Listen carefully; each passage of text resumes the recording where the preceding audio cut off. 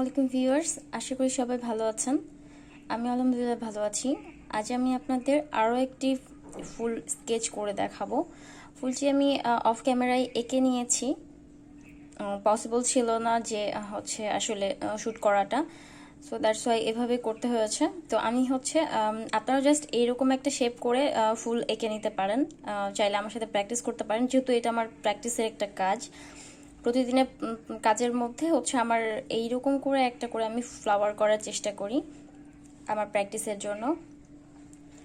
Colour shade বোঝার জন্য কিন্তু পেন্সিল স্কেচটা অনেক গুরুত্বপূর্ণ। সো যারা আমার সাথে প্র্যাকটিস করতে চান তারা এইভাবে হালকা করে, খুব হালকা লাইন করে যে কোনো ফুল এঁকে নিতে পারেন, পাশাপাশি এই ফুলটাও এঁকে নিতে পারেন। আর আমার সাথে স্কেচটা কিভাবে করবেন এটা হয়তো বা বিগিনার যারা আছেন, অনেকে বুঝতে পারেন না, তারা এটা করতে পারেন।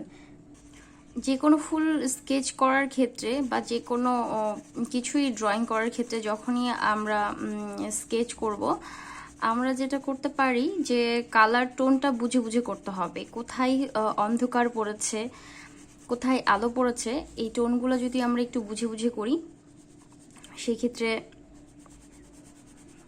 আলো ছাড় যে ব্যাপারটা থাকে সেটা কিন্তু খুব সুন্দরভাবে বোঝানো যাবে।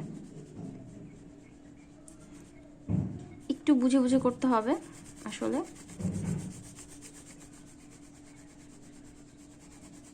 বুঝে বুঝে করার ব্যাপার। তো যারা আমার চ্যানেলে নতুন আছেন বা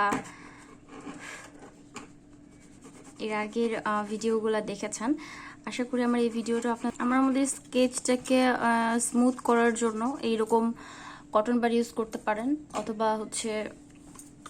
হাত দিয়েও ব্লেন্ড করতে পারেন।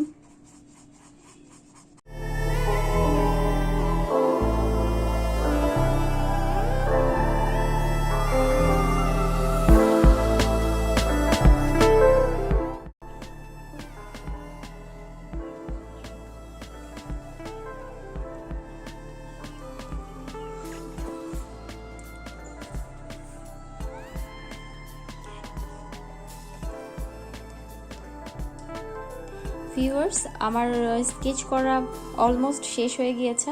আমি অফ ক্যামেরা এটা ব্লেন্ডিং করে নিব।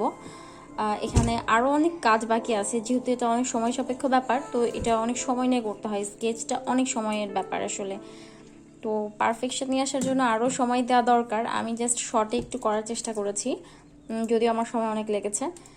তো ভিডিওটা ভালো লাগলে অবশ্যই একটা লাইক, কমেন্ট এবং শেয়ার করবেন, এবং এতক্ষণ আমার সাথে থাকার জন্য সবাইকে অসংখ্য অসংখ্য ধন্যবাদ। আমার আর যদি আপনাদের ভালো লেগে থাকে তাহলে চ্যানেলটি সাবস্ক্রাইব করতে ভুলবেন না, এবং পাশে থাকা বেল আইকনটি অবশ্যই প্রেস করে নেবেন। সবাইকে অসংখ্য ধন্যবাদ। সবাই ভালো থাকবেন, আমার জন্য দোয়া রাখবেন। আসসালামু আলাইকুম।